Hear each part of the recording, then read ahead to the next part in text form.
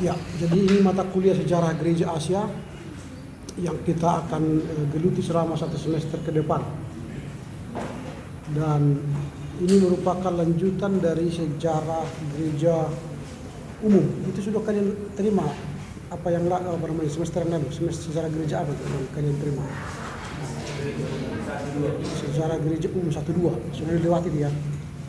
Sekarang kita masuk ke sejarah gereja Asia. Jadi ini lebih fokus kepada Asia. Dan ini sudah kali kedua kita bertemu ya, semester. Ya kan? Maksudnya dalam kelas 3. Oh sudah 3. Berarti tak usah lagi saya ulang-ulang ya. Sudah kali ketiga, malas sekali mengulang-ulang. Dan saya mohon maaf untuk filsafat timur kemarin, karena ketika saya mau input data, semua data kalian hilang, maka agak terlambat. Ada yang bertanya kemarin itu mengapa belum dikirim. Yang lain sudah saya kirim. Dan ada yang harus saya kerjakan lagi, ada yang 1 orang UASnya belum masuk. Mungkin waktu menginput data, karena ini kan soal jaringan, kita input dia tidak masuk datanya. Siapa itu? Ada di kelas ini? Enggak.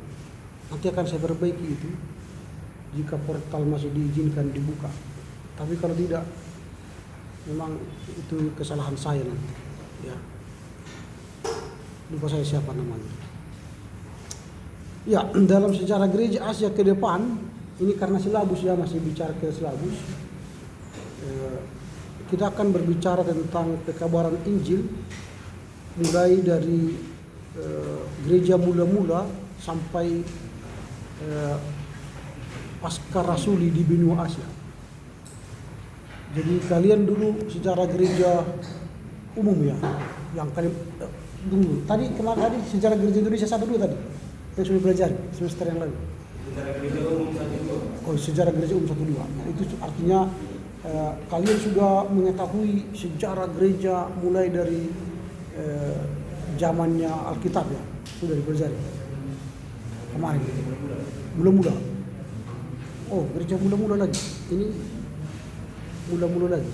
Oke, berarti nanti kita khusus ini Asia. Berarti ini nanti kita akan fokus pada sejarah gereja Asia. Nah, saya memang baru mengampu mata kuliah ini di kampus ini karena selama ini diampu oleh dosen yang lainnya.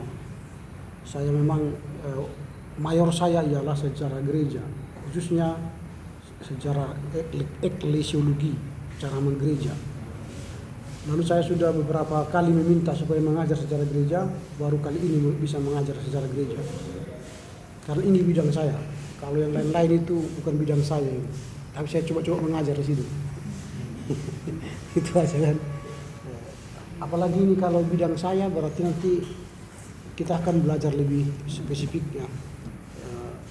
Saya yakin metode belajar dari sejarah gereja yang lain yang kalian terima selama beberapa semester di sini pasti akan sama menurut saya ya, sama atau bisa berbeda. Nah, saya fokus ke benua Asia. Asia ini luas sekali. Asia luas sekali. Mulai nanti dari Asia Timur.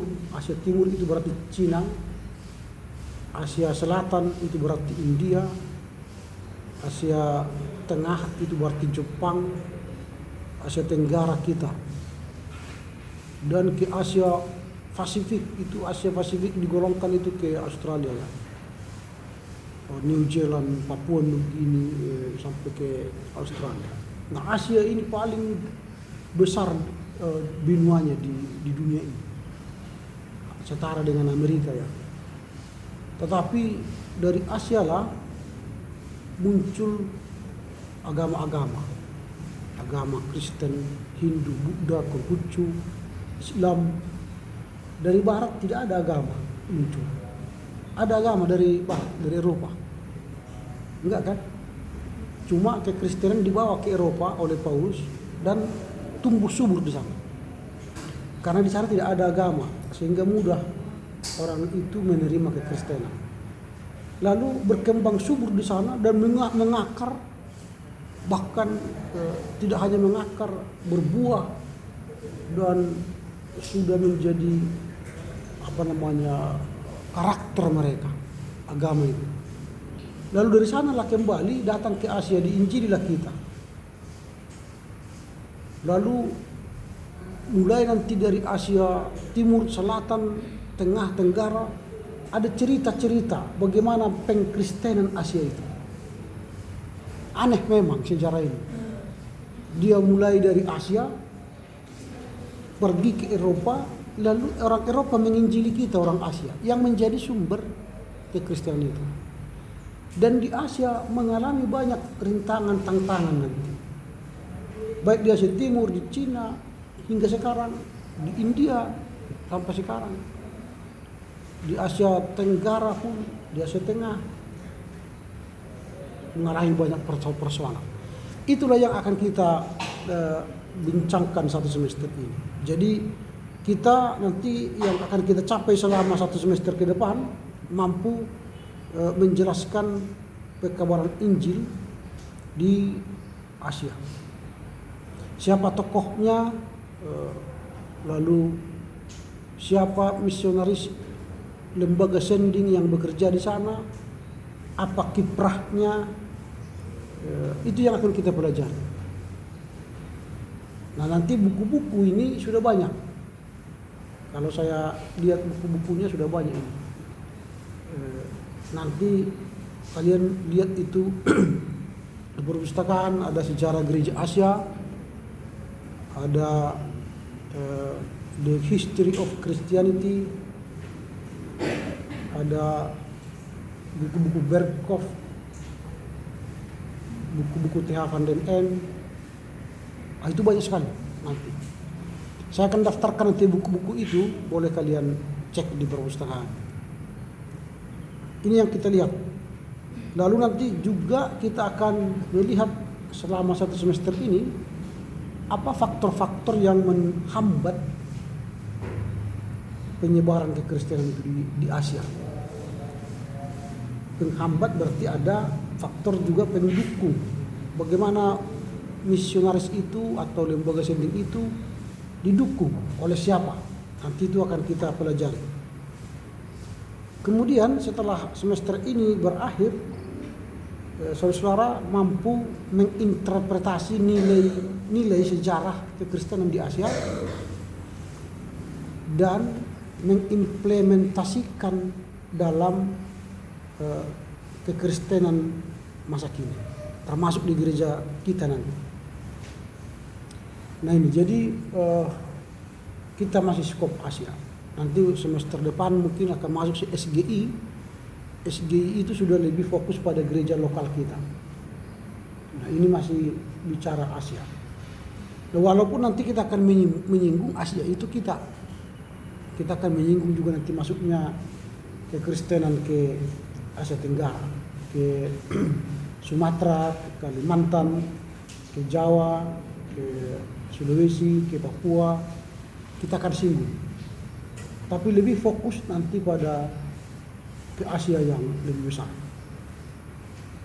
Nah inilah yang akan kita gumuli selama satu semester ke depan. Dan jam perkuliahan kita sama, 8 sampai jam 9.40 di ruangan ini ya, sudah pas ini ya. Udah kalian lihat nomornya ya.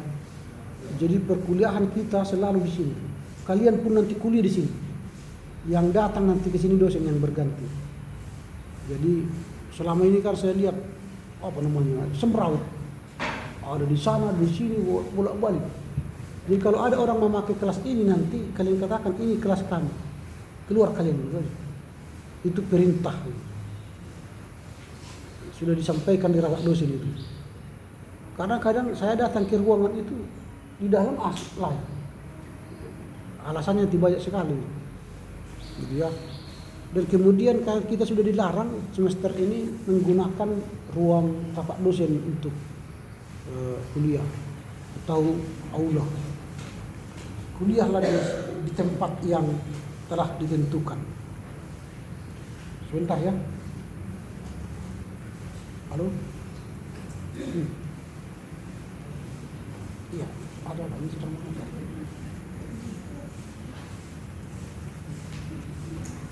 Oke, itulah gambaran dari perkuliahan kita satu semester ke depan.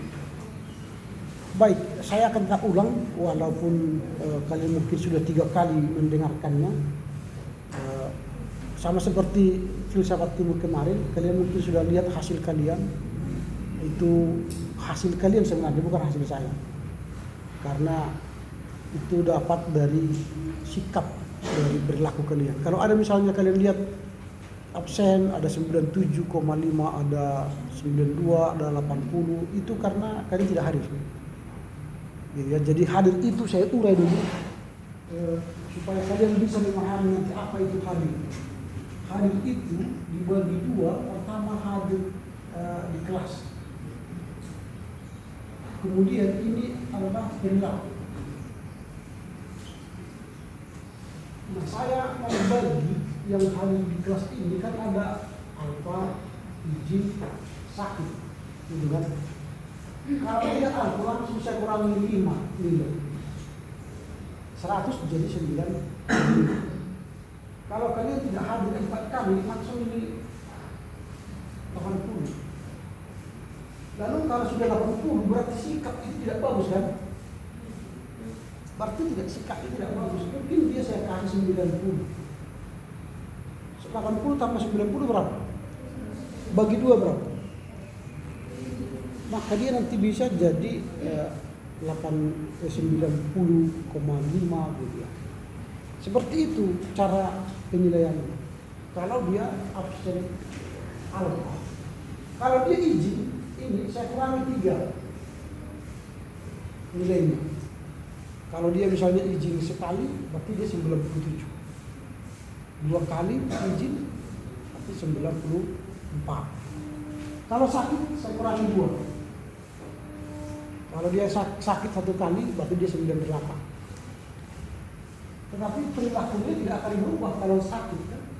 Namanya pun sakit, tidak ada berubah perilaku. Yang banyak berubah perilaku ini dan ini akan berubah menjadi perilaku.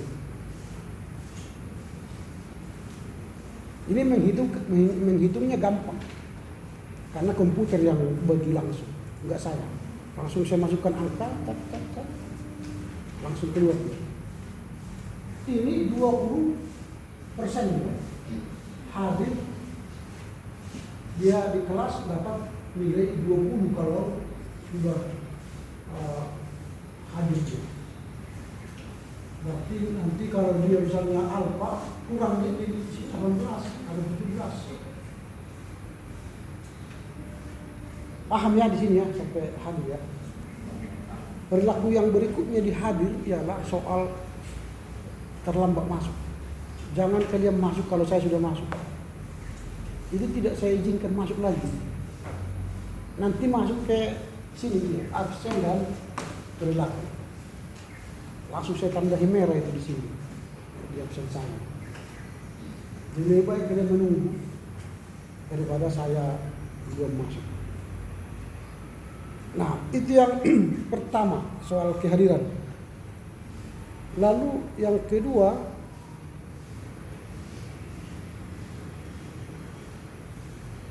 soal tugas-tugas. Nah, tugas-tugas itu dibagi 2 juga. Pertama itu laporan baca dan kedua laporan kelompok atau tugas kelompok. Yang paling banyak masalah adalah di sini laporan baca. Dianggap sepele laporan baca itu. Nanti juga saya kasih buku kalian baca. Mengapa saya kasih laporan baca? Karena ingat mahasiswa itu bukan lagi SMP SMA cara belajarnya. Tapi kita sudah di luar mereka maka. Jadi jangan asal mengerjakan maksudnya. Jadi kalian baca buku itu, pahami, mengerti, lalu ceritalah di sini, di kelas ini. Kekristenan di India begini dimulai dari masuknya penginjil atau misionaris dari Eropa, dari Katolik Roma yang disponsori bla bla bla. Kemudian juga oleh misionaris Protestan, tokohnya bla bla bla. Kiprah mereka bla bla bla. Kira-kira begitu. Jadi jangan lagi nanti seperti semua apa itu dibaca kekristenan di India. Itu berarti menurut saya kalian tidak memasukkan data itu ke pikiran kalian. Yang saya maksud dalam laporan baca, kalian memasukkan data ke pikiran kalian, ke bank data kalian. Sehingga nanti ketika kapanpun kalian ditanya tentang cerita India atau cerita Cina, kalian sudah paham. Dari buku siapa? Nah, ini nanti kalian bukunya siapa? Kalian bisa hafal karena kalian sudah baca. Nah, saya pilih satu buku dibaca sampai final, itu artinya saya menolong kalian mengerti satu alur cerita. Karena banyak cerita nanti tentang kekristenan di India, di di Cina, di Thailand atau di Jepang, banyak cerita nanti. Penulis-penulis, sumber-sumber. Minimal satu pemikiran orang kalian pahami, ikuti alur ceritanya. Lalu nanti kalau kalian misalnya pilih seminar sejarah gereja nanti pada semester 6 atau semester 7, kalian sudah tahu bagaimana runtut pemikiran seseorang tentang sejarah kekristenan di Asia. Kalau kalian pilih nanti itu sebagai bahan seminar. Nah itu ya, jadi itu yang di sini. Baru kemudian di sini, mengapa banyak kalian lemah nilainya kemarin itu tugas kelompok? Saya sudah coret-coret tugas kelompok itu, saya sudah coret, sudah katakan ini salah, ini perbaiki. Yang dikirim ke saya nggak diperbaiki. Nggak tahu saya entah kenapa. Hal-hal sederhana saja sudah saya coret, sudah saya katakan potong, buang, dikirim ke saya masih itu. Nggak tahu saya. Bahkan ada yang terlambat mengirimnya. Sudah lewat, karena saya ingatkan yang baru dikirim. Dan ketika saya klik lagi, sama, nggak ada bedanya. Langsung down nilainya, down. Aturan di sini kalian di kelas waktu persentase dapat 90, ketika kalian tidak perbaiki down di 80, kurang 10. Padahal kalau kalian minimal perbaiki apa yang saya tulis, tambah dari teman-temanmu, naik dari 90 jadi 95.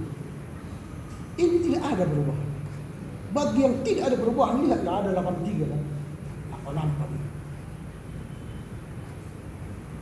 Yang rugi kalian. Laporan bacamu sudah 80, tambah laporan kelompok 83, bagi 2 berapa? 60 kan? C. Sayang sekali. Padahal UAS itu paling tinggi 30 skornya. Beda kalian dapat 60 di sini atau 60 di sini daripada UAS. UAS itu 30%. 60 di UAS itu sudah bisa mendomblang nilai di sini. Tapi kalian anggap sepele. Baru selain tugas kelompok, baru ITS. ITS ini sama seperti kemarin-kemarin, itu pasti yang saya kasih ialah apa yang kita pelajari di awal. Saya mengajar, mau jadi apa? Nah di situ dia. Kemudian UAS sama seperti kemarin, nanti kalian buat paper. Paper ini ikuti saran yang telah saya sampaikan. Saya sudah kirimkan materi bagaimana cara membuat UAS. Kembali dikirim ke saya judul, pendahuluan, pembahasan. Wah, itu entah bagus pun apanya isinya, tetap dia nilainya hancur. Kalau kalian ikuti aja alur yang saya buat, nilainya minimal sudah 80. Lalu ikuti tata cara penulisan dengan baik, seperti yang saya ajarkan, itu sudah bisa mendongkrak nilainya. Tapi kalau sudah bagus semua, mengikuti aturan, lalu isinya bagus, 90, 95 dapat. Sebenarnya gampang kau belajar, tapi saya tidak tahu mengapa sulit kalian memahami. Apakah saya mengajar tidak jelas ngomongnya. Itu yang pertama. Itu kan evaluasi diri saya. Apakah saya mengajar ngomongnya cepat sehingga kalian tidak tangkap apa yang saya sampaikan. Yang paling mirisnya lagi nanti soal format. Sudah saya buat misalnya contoh begini, underscore UAS, underscore absen, underscore nama, sampai tamat pun satu semester nggak sampai otaknya menyelesaikannya. Ini aja nggak bagus, nggak tahu otak apa otaknya. Gitu. Ini langsung jeblok ini. Kalau penilaianmu bagus atau cara materimu di dalam bagus, jeblok ini. Gitu. Kalau kutunjukkan nanti banyak sekali. Sudah satu semester, saya ulang-ulang lagi. Saya bilang catat dulu, saya bilang catat. Mau UAS pun saya ingatkan lagi. Lari, gak bisa tambah. Hanya satu folder, nggak tambah, apalagi isinya. Nah ini, jadi nggak tahu saya bagaimana cara menyampaikannya. Apakah saya yang salah atau bagaimana? Maunya kalian duduk depan lah, supaya dengar, gitu ya. Supaya mungkin suara saya halus ya, nggak kedengaran ke belakang. Di sini aja, di sini pun boleh. Di sini, gitu. Karena di sini belum ada mic. Kalau di kampus-kampus yang bagus ada mic. Mengajar dosen mengajar pakai mic supaya kedengaran ke semua. Kita mungkin mic itu tahun 3000 baru dapat di sini. Menunggu tahun 3000 kamu udah mati, lebih baik kamu. Kau aja ke sini dekat supaya nangkap. Iya.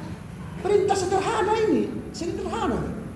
Tidak saya suruh kalian jongkok jalan kaki ke sana, jongkok sampai dari sana ke sini. Enggak ada seperti itu beratnya. Hanya seperti ini pun tidak tamat. Ya mungkin, ya nggak tahu saya tahu. Saya angkat tangan, nggak tahu saya lagi menjelaskannya. Bagaimana supaya tamat nanti? Mudah-mudahan di kelas ini nggak ada. Ya nggak ada. Tapi kalau ada pun sadar saudara, ingatlah hari ini ya. Ingatlah. Sadarlah gitu lah. Ya, saya ulang-ulangi ya. Ini untuk UAS. Untuk UTS nanti sama seperti ini juga UTS. Kalau untuk laporan baca nanti tinggal buat di sini NB. Gampang kan? Laporan baca. Kalau tugas kelompok nanti sebenarnya ini buatlah judul materi kalian. Lalu ini lagi soal laporan kelompok. Sudah saya katakan kemarin kan kalau misalnya 2A baru judul misalnya sejarah gereja Asia. Ini kan judul pertama kan kita bahas di kelas. Baru nanti kalau sudah perbaikan saya buatkan 2A, baru SGA, baru di sini perbaikan. Nanti yang dikirim ke saya apa? Perbaikan 2A gitu kan. Ya memang gak tahu saya. Bagaimana cara menjelaskannya? Siapa yang mengirimkan caranya di sini? Perbaikan 2A. Ada kalau bisa balik. Lalu ada lagi 2A perbaikan. Jadi nggak sesuai dengan apa yang kita sampaikan. Makanya nanti ditulis siapa ketua kelompoknya, ingat tulis langsung. Supaya karena mengapa saya buat format ini? Ketika saya download saya akan masukkan ke file saya yang tidak sesuai dengan file, dia terbuang, nggak masuk. Sehingga saya anggap tidak ada, karena lain formulir apanya. Apalagi kalau ini dibuat misalnya 2A begini, ya langsung jauh itu. Kalau komputer beda ini, tidak masuk ini apa tidak. Kalau beda apanya formatnya, tidak masuk dia. Lalu saya copy, saya masuk, wah dilihat salah. Lalu saya perbaiki, itu menambah energi bagi saya. Jadi supaya jangan menambah energi, karena pasti nilaimu kurang, karena saya telah menambah energi untukmu. Maka di ini saya kurangi nilaimu, itu upahnya, bayarannya gitu. Jadi kalau tambah energi saya untuk memeriksa punyamu yang tidak sesuai format, nilaimu saya kurang. Gitu ya. Ini harus saya ulang di awal supaya nanti jangan salah lagi. Karena ini sudah kali ketiga, sebenarnya saya tidak mau menjelaskan lagi. Tapi karena pengalaman saya selalu lagi kembali salah, saya ulangi lagi. Oke, baru setiap perkuliahan bernyanyilah dari Kidung Jemaat, Kitab Mendenden, Buku Ende, Haleluya. Apalagi kalau simak kata Pak Dery apa namanya sih? Apa namanya? Tetangga dari sini. Nah, dari situ aja. Kalau mau berdoa dalam bahasa daerahmu nggak apa-apa. Supaya kita terbiasa mendengar doa-doa itu. Nanti kalau di surga ada berdoa karo, wah udah tahu aku. Tapi nanti berdoa kali bahasa karo saya sudah bahasa apa? Kok nggak dapat kan? Nah, tapi kalau sudah sering berdoa, saya dengar bahasa Simalungun, wah enak itu. Ertoto mau kita misalnya kan? Gitu pas ya? Pas itu. Pas ya. Nah, kadang kan kita diundang ke GBKP karena tidak tahu bahasa-bahasa itu. Apanya ini? Tapi kalau sudah pernah dengar di sini, oh udah tahu aku ini, udah tahu. Minimal kursus bahasa Karo selama 1 semester kan. Kursus bahasa Simalungun 1 semester. Kalau Simalungun udah agak lumayan bahasa Simalungun saya tahu. Karo waktu di STHKBP enggak ada temanku Karo. Yang ada orang Pakpak.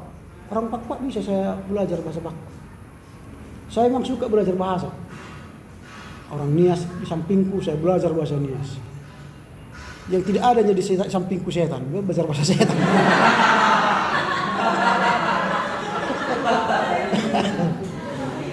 Nanti konferensi gereja setan sedunia tahun 2023 terbesar di dunia nanti. Di California. Kalau kalian mau ikut daftar sekarang. Open itu, dibuka itu sekarang. Nanti buka internet, konferensi gereja setan terbesar di dunia tahun 2023. Kalian sudah pernah ke gereja setan? Belum ya? Kalau saya sudah di Jakarta. Karena dalam mata kuliah sejarah gereja itu, ketika kami belajar sejarah gereja di Jakarta dulu, pasca sarjana ya maksud saya, semua aliran gereja-gereja di Indonesia kami kunjungi kan terpusatnya, semua. Mulai gereja setan, gereja bala keselamatan, apalagi kerajaan Allah, balai kerajaan, Saksi Jehovah dulu namanya, sekarang balai kerajaan kan, Mormon kalian sudah pernah ke gereja Mormon? Gereja orang suci sepanjang zaman. Kalau di sini di sana di dekat apa ini? Jalan Sesira, nggak tahu juga kalian ya. Simpang Barat, pernah Simpang Barat? Ada di situ mie Simpang Barat enak. Orang Nias sih, tapi enak, murah, enak. Kalau kalian ke Awai misalnya 55.000, di sana cukup 25.000 kan, setengah. Tujuannya kan kenyang kan, nggak soal rasa kan, soal rasa belakang bentuknya kenyang. Samanya kan, mie goreng di Awai dengan mie goreng Simpang Barat sama, tujuannya kenyang. Iya kan, fungsinya satu, di situ satu sama. Cara makannya pun samanya. 25.000 berpikir kan. Keselak panjang kan sama juga. Kita masuk ke situ langsung berpikir dengan 25.000 berapa? Kali 2, kali 3, kali apa? Kalau masuk ke Simpang Barat enggak berpikir, makan. Karena wah murahnya gitu ya. Itu gereja Mormon. Ada lagi gereja Anglikan. Saya di Medan saya tidak tahu di mana gereja Anglikan. Baru ke gereja-gereja harismatik. Kita ikuti sini. Lalu selama mahasiswa saya ikut gereja-gereja, berbagai gereja itu, Katolik, harismatik. Ikuti aja. Nanti kalau kalian sudah pendeta nggak bisa lagi. Ini sekalian semester berapa? Semester 4 ya. Berarti ada sekitar 4. Nanti semester 8, 4 semester lagi ya. Kalian kuliah di sini. Sesekali pergilah ke gereja lain. untuk studi banding. Kalau pergi ke gereja lain langsung pelajari gerejanya, ajarannya, ibadahnya, cara khotbahnya, unsur liturginya, musiknya, kalian pelajari. Enak nanti. Tapi jangan duduk di depan. Kalau di gereja karismatik nanti langsung perkenalan kalian kalau di depan. Ada haleluya, ada warga jemaat yang baru, mari berdiri gitu.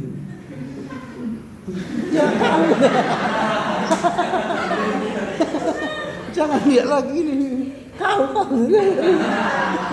Maju ke depan maju. Tapi kalau di belakang kan nggak dilihatnya. Warga baru nggak tahu dia. Agak di belakang aja. Supaya kita lihat nanti dari belakang gimana sikap warga jemaat itu. Waktu pendeta khotbah bagaimana? Oh begini jadi rupanya. Oh begini. Kalau saya ikuti semua.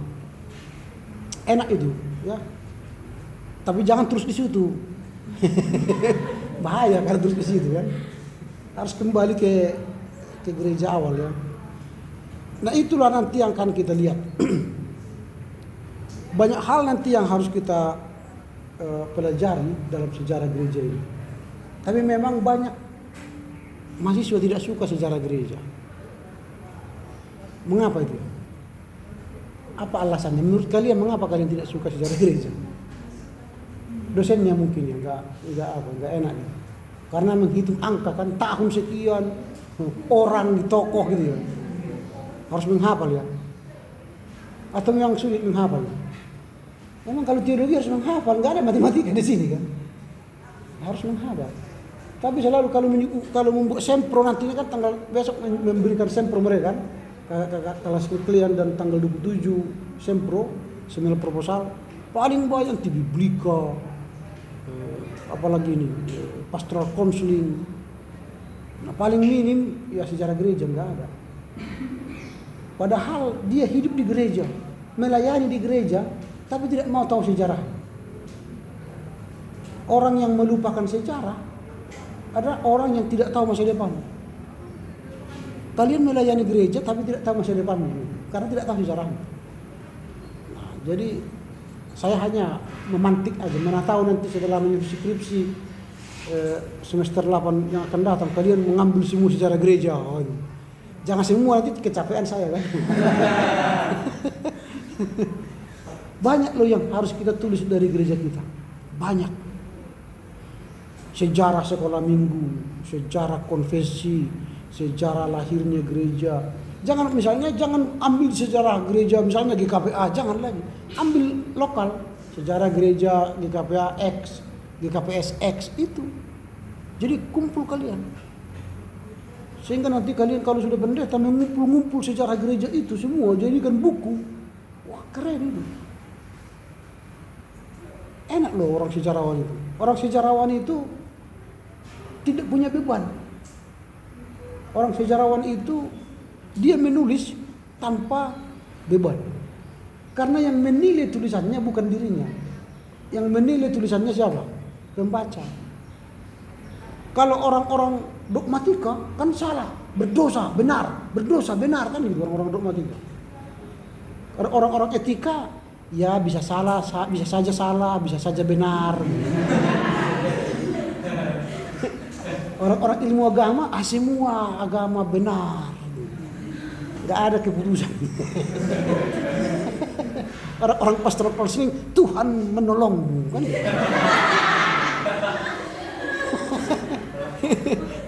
Kalau orang-orang biblika, Matius 5 ayat 5 mengatakan.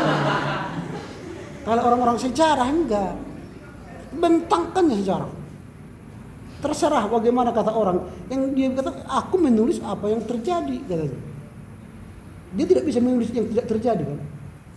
Sejarawan itu menulis apa yang terjadi. Persoalannya yang terjadi itu banyak tafsir. Karena yang melihat fakta kejadian belum tentu semua orang. Yang melihat terbatas kan. Tapi yang terbatas sedangkan orang yang fakta di lapangan pun sebagai saksi hidup bisa menceritakan beda dengan apa yang terjadi. Makanya orang sejarawan itu tidak punya beban. Gitu. Contoh misalnya ketika pecah HKBP atau pecah GKPI, ditulis sejarah.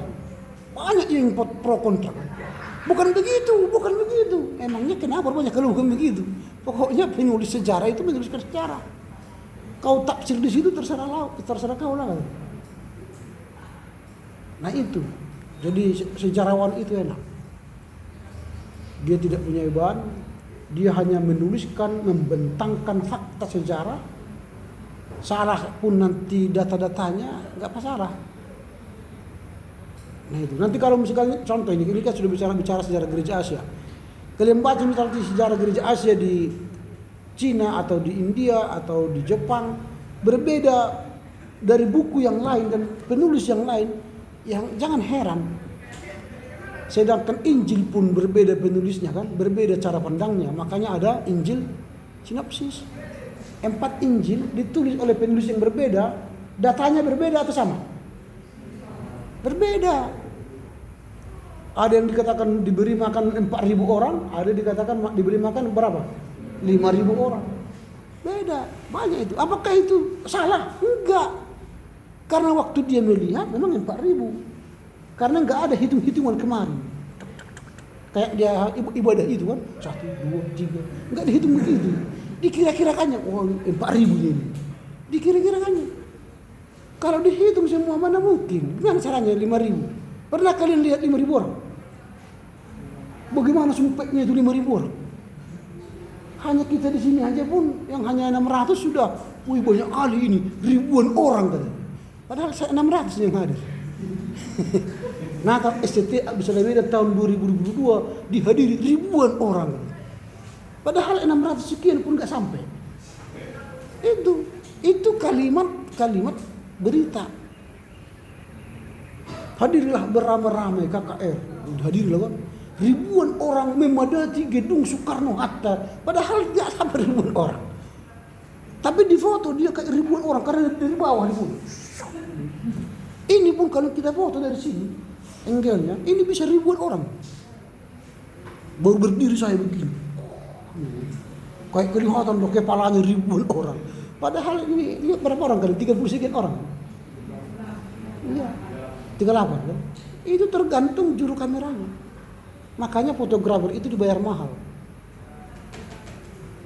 Cara membidiknya itu bisa kelihatan kayak 1.000-an orang di sana. Karena ini bisa dilempangkannya nanti jebol ini. Baru tempel di sana. Tempel orang di sana kepala-kepalanya aja gitu. 1.000-an kan. Itu. Nah, jadi waktu Injil ditulis belum ada fotografer. Jadi hanya dia wah 4.000 ini. 4.000. Nanti kalian lihatlah.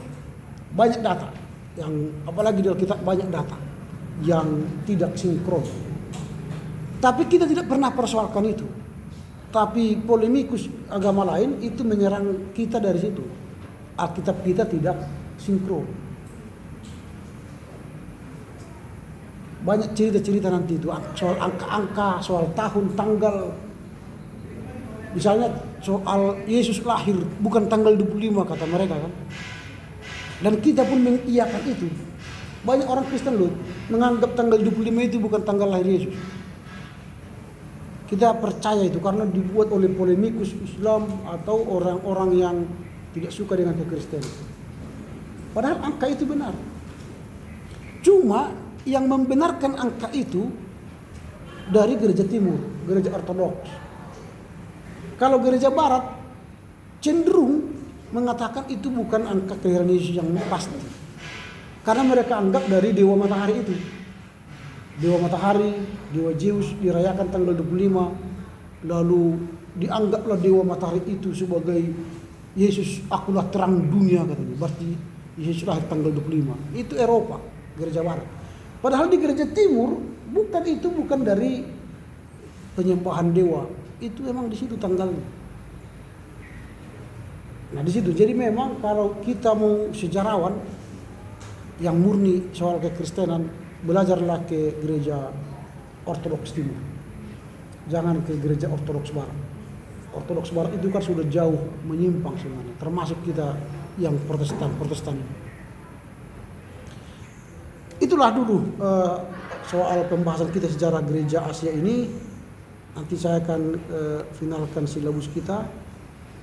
Soal penilaian sudah kalian tahu bagaimana menilai kehadiran tadi. Sudah saya katakan absen itu 20%, tugas-tugas 25%, UTS 25%, UAS 30%. Lalu UAS kalian yang kemarin kirimkan aja ke akademi edu kalian. Sudah buka akademi edu kalian di internet. Sejak sekarang kalian mulailah belajar masuk ke akademi edu supaya nanti ada itu juga meningkatkan akreditasi kita. Akademi edu,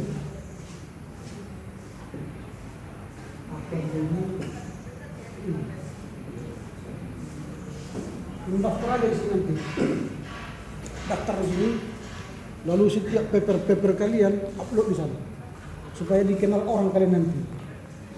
Buatlah ST Aksara Medan, mahasiswa program studi teologi, apa minatnya. Nah itu ya. Baru terakhir ini sebelum kita bubar, ini juga sudah saya sampaikan kepada mahasiswa. Walaupun kalian semester 4 sekarang, bukan berarti kalian tidak memikirkan judul skripsi kalian atau bidang yang akan kalian geluti nanti. Kemarin saya baru bimbing mahasiswa yang hendak menyerahkan sempronya besok. Mulai semester yang lalu, bulan Desember, saya sudah katakan siapa yang ingin konsultasi soal seminar proposalnya, bukalah grup, datanglah ke rumah, kirimkanlah materi yang akan kalian tulis. Hingga hari Sabtu kemarin itu tidak ada yang mengirimkan materinya.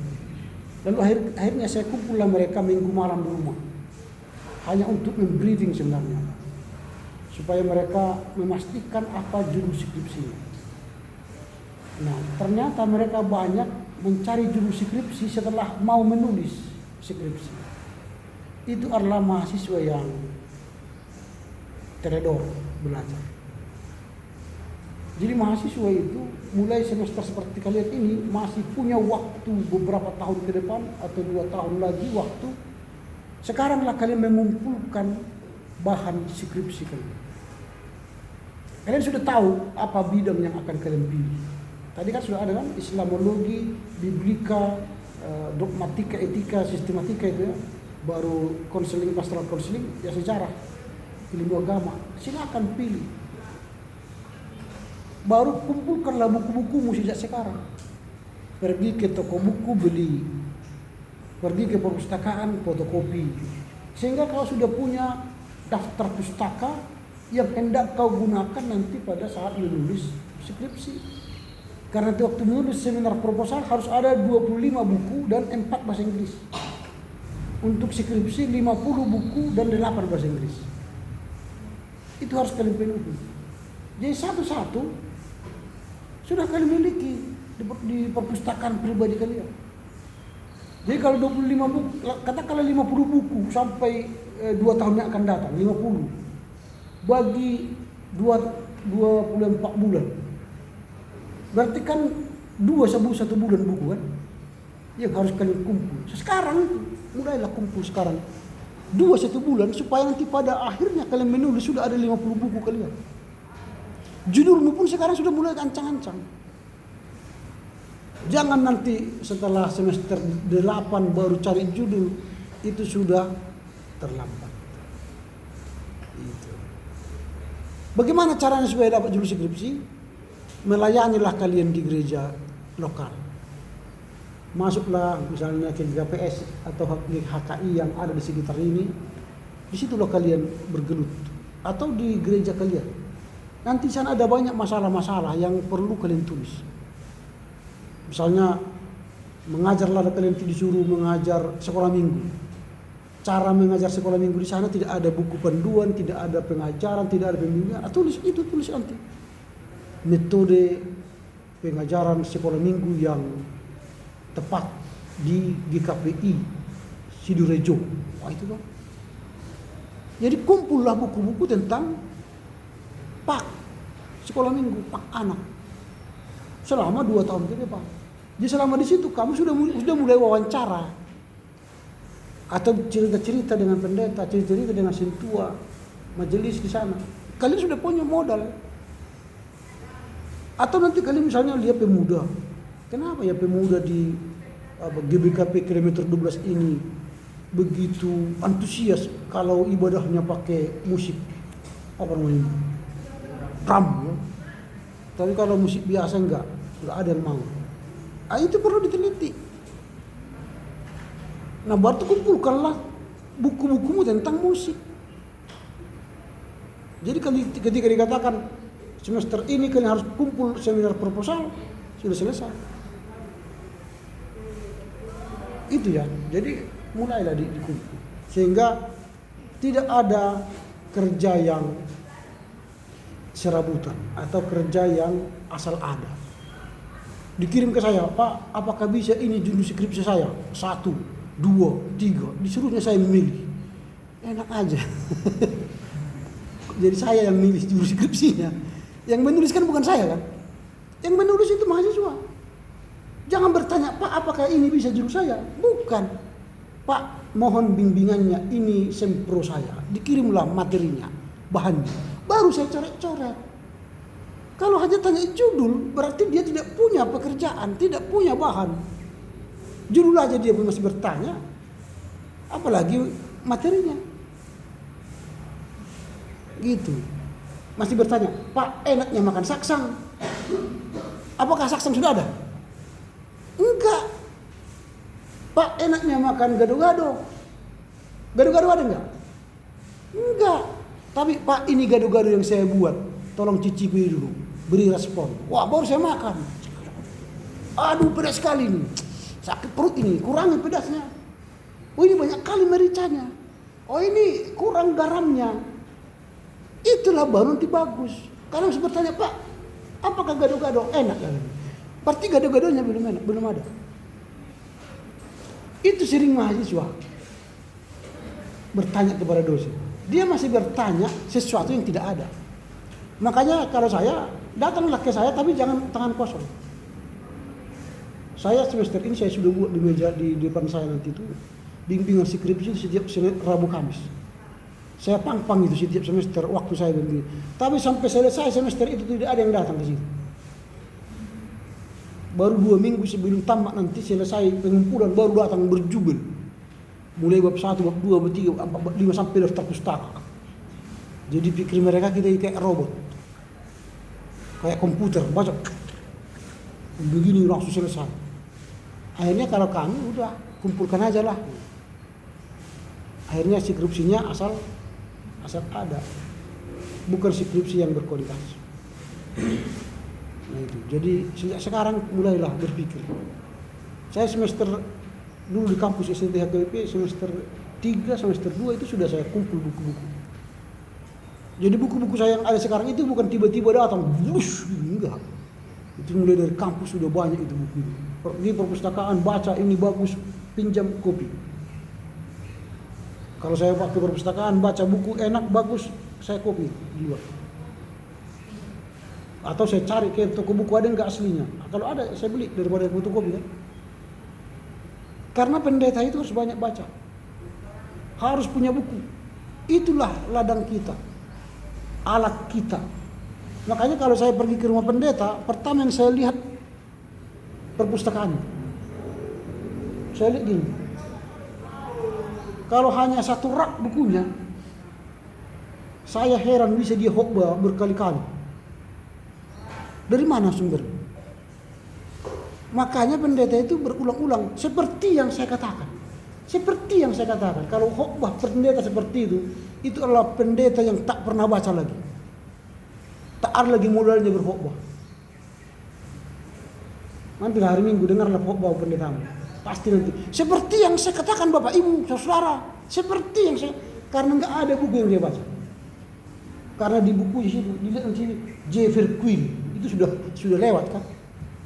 Dibuat nanti buku Karlbert. Mana ada lagi teologi Karlbert dipakai zaman sekarang. Tahun 90-an atau 80-an mungkin dipakai orang. Sekarang mana ada lagi teologi Karlbert. Orang sekarang teologi kontekstual yang dikembangkan. Bukan Eropa lagi yang digunakan orang. Teologi kontekstual, teologi kita. Nah supaya bisa teologi kontekstual itu ada, harus tahu sejarah. Maka kita harus belajar sejarah. Jadi sejarah ini penting karena apa? Sejarah ini akan menunjukkan kepada kita fakta masa lalu. Lalu dari masa lalu itu kita memproyeksikan masa depan. Sehingga kita melihat masa depan yang lebih baik. Jadi sejarah itu enak. Karena kalau tidak ada sejarah, tidak ada masa depan. Tapi sejarah bukanlah segalanya. Karena hanya melihat sejarah pun nanti jadi celaka. Kayak kalian misalnya naik sepeda motor atau mobil, masa lalu itu kan kaca spion. Ya gini kan, oh aman, nyong, gitu karena aman, tidak ada yang apa. Tapi kalau kita, oh padat di depan, wah padat atau lambat. Tapi kalau terus gini, dia nggak lihat masa depan, ya tabrakan. Jadi melihat sejarah itu sesekali, aman jalan. Karena yang lebih luas masa depan. Masa lalu itu kan sedikit kacanya kan, ruangnya. Jadi kalau kalian pun nanti diputus pacar, jangan habiskan energimu diputus pacar itu, masa lalu itu. Hentikan, sesekali lihat, oh pernah putus, udah jalan lagi, masih ada di depan. Masih ada yang di depan mau dicari kan itu kan. Tapi kalau gonta-ganti pun itu tidak baik. Itu ciri-ciri yang tidak setia kan itu. Tapi kalau satu dipertahankan walaupun sering begado tapi lanjut lagi, itu berarti semakin mengakar kan. Karena teori hubungan semakin sering berkelahi semakin menancap ke dalam. Karena setelah berapa nanti bertemu lagi, aduh, pasti semakin itu. Biasanya begitu. Tapi kalau berkelahi, kau kuliah kau sama siapa? Kenapa? Ceng, selesai, udah habis. Ketemu lagi dengan yang lain, ulangi lagi dia. Masa enggak pernah bisa ketemu dengan orang lain? Pastilah bertemu dengan orang lain. Tapi karena ada cemburu butanya, ya hancur. Jadi hubungan dengan cemburu buta itu merusak hubungan. Tapi yang penting ialah percaya diri dan percaya. Entah siapapun temannya, yang penting dia pacarku kan. Enak itu. Apalagi yang tidak punya modal kan. Saya memang berpacaran tidak punya modal, anak-anak kampung kan. Kalau saya temani dia pergi ke kota, nggak ada beli bakso nanti. Lebih baik dia sama orang lain pergi ke kota makan bakso dia. Setelah kenyang baru saya panggil ngomong kan enak kan juga tanpa modal.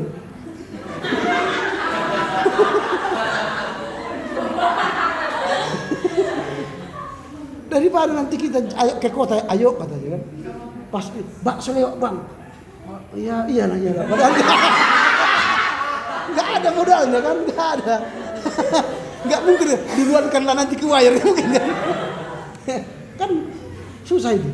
Jadi harus punya strategi. Pasangan itu punya strategi. Itu sejarah itu. Sejarah. Artinya sejarah saya sudah saya sampaikan kan. Kalau mau tiru nggak apa-apa. Tapi kalau sekarang memang nggak mungkin lah seperti itu ya. Karena saya dulu anak kampung, anak desa, anak miskin. Baju pun harus barang bekas gitu, barkas. Saya tidak pernah beli baju mulai masuk sampai tamat. Hanya pergi ke ke perluasan. Perluasan itu kan kayak Pamela itu. Pajak Melati. Lari-lari pagi, dipikir orang olahraga padahal tidak ada ongkos angkot kan. Sampai di situ bongkar apa namanya itu? Bal. Wah, di situ. Ambil modal 5.000. Sampai di kampus bakar dengan apa? Dengan air panas supaya mati kuman mereka kan. Cuci. Kita pakai branded. Mata orang lihat gini. Padahal enggak tahu dia 5.000. Itu. Jadi ya harus punya strategi menghadapi ekonomi kan, ekonomi keluarga itu. Enggak mungkin saya bilang sama teman-teman orang tua aku miskin kan. Tapi saya harus tunjukkan orang tua aku kaya. Tapi saya yang mengatur diri saya. Gitu. Tamat kok. Enggak tahu orang itu kan. Pakaian saya branded. Jam tangan saya dulu ganti-ganti terus. Karena setiap bulan kan datang ke kampus itu bawa jam. Jam. 1 bulan mati dia baterainya. Tukar tambah ke tukang jam itu. Saya kasih, bayar 10.000, dapat jam baru. Orang kali, jam baru lagi kau? Iya. Padahal waktunya hanya 1 bulan. Datang bulan depan mati dia, ganti lagi. Saya di 10.000 aja. Tapi gonta-ganti jam tangan. Setelah menikah baru dapat jam tangan agak bagus. Itu bagus artinya bagi saya ini masih, bagi orang lain masih murah. Karena ini merek Casio. Merek kasih orang.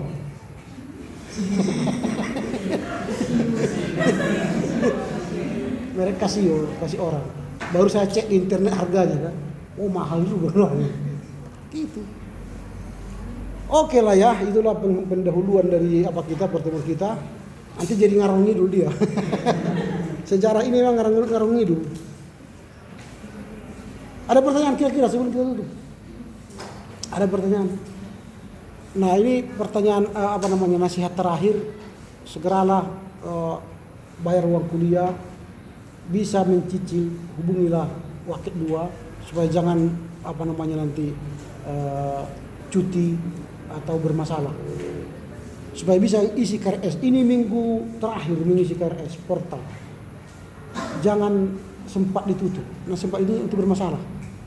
Nanti absen kita, namamu tidak ada di absen, maka tidak bisa mengikuti perkuliahan ini. Masih ada waktu 1 minggu. Dicicil aja. Tidak semua kita penuh, boleh saja. Kalau penuh pun nggak apa-apa, ya. Supaya bisa perkuliahan kita berjalan.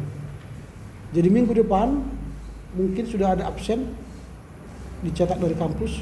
Itu karena hari ini belum ada, masih dalam pengisian, mungkin dosen-dosen belum validasi. Kalau belum divalidasi kan dia belum masuk ke daftar absen. Nah, saya juga harus memvalidasi nanti beberapa mahasiswa supaya mereka bisa masuk perkuliahan. Oke, dengan demikian berakhirlah, kalau tidak pertanyaan, berakhirlah perkuliahan kita. Silakan siapa yang menutup dengan doa. Kalau bisa ketua kelas atau komti, bikin aja jadwal menulis Pak membuka dan menutup. Kan siapa yang berdoa membuka, siapa berdoa penutup, gitu kan. Kalau dari buku-buku ND atau kitab ND yang mau dinyanyikan, screenshot kirim ke grup. Grupnya grup filsafat itu aja dirubah menjadi grup sejarah gereja. Ya, supaya jangan banyak grup ini pun pusing. Banyak beban handphone kita. Oke, silakan. Siapa yang menutup?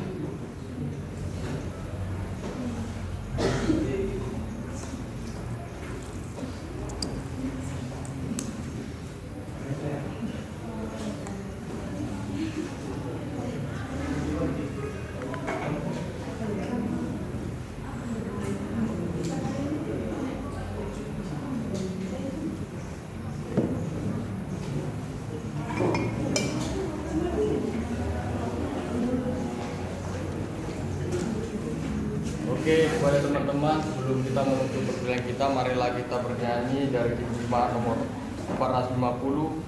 Hidup kita yang benar. Mari kita angkat bersama-sama. 1, 2, 3, ya. Hidup kita yang benar haruslah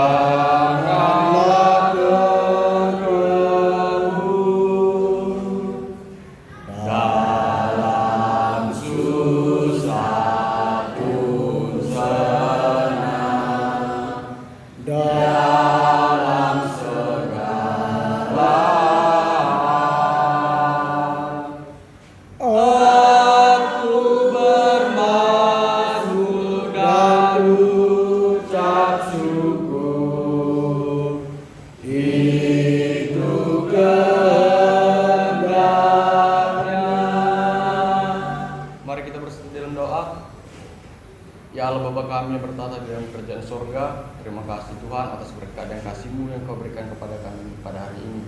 di mana pada hari ini kami bisa bertemu Tuhan dan menyelesaikan perkuliahan kami pada hari ini. Biarlah Tuhan ilmu yang kami dapatkan ini bisa berguna bagi masa depan kami. Dan terima kasih atas bimbingan dosen kami Tuhan, kiranya Engkau yang selalu menyertai beliau dalam perjalanan.